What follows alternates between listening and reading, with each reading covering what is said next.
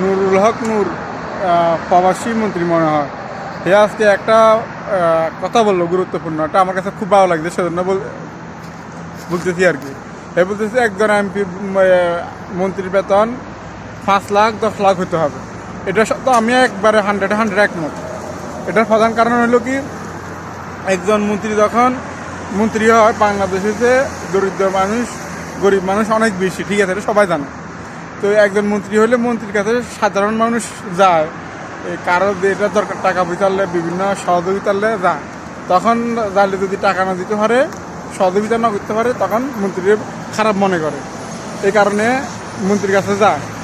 তো এই কারণে ন দিতে হলে তখন একটা জিনিস খারাপ দেখা যায়, মন্ত্রীও একটা কি খারাপ বলে, মন্ত্রী খারাপ বলে সাধারণ মানুষ।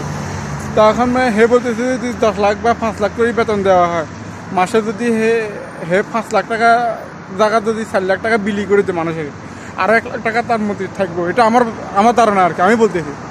তো 1 লাখ টাকা যদি থাকে সুন্দর মতো চলতে পারবো। আর সরকারি বিভিন্ন সুযোগ সুবিধা আছে, এটা আমি বলতেছি ব্যক্তিগতভাবে। যদি 5 লাখ টাকা বেতন দেওয়া হয়, তাহলে তারা আর অন্য কোনো লাইনে যাওয়ার দরকার না। এটা বুঝতে পারতেছেন কী বলতেছি আমি? খারাপ লাইনে যাওয়ার কোনো প্রয়োজন নাই তার আর একজন এমপির মধ্যে। তো সেই জন্য আমিও এটারও সাপোর্ট করি, 5 লাখ টাকা 10 লাখ টাকা বেতন হোক, তাহলে সবাই এমপি মন্ত্রীরা সবাই সাপোর্ট করতে পারবো। আমি এটার সাথে একমত, সহমত প্রকাশ করলাম। নুরুল হক নূর, তোমার সাথে আমি একমত। এই প্রথম তুমি একটা ভালো একটা বুদ্ধি দিছ, আমি আর কোনোদিনও দেখি নাই, এটা হাতা কথা কখনো দেখি নাই। তোমার একটা ভালো একটা বুদ্ধি আজকে প্রথম দেখলাম।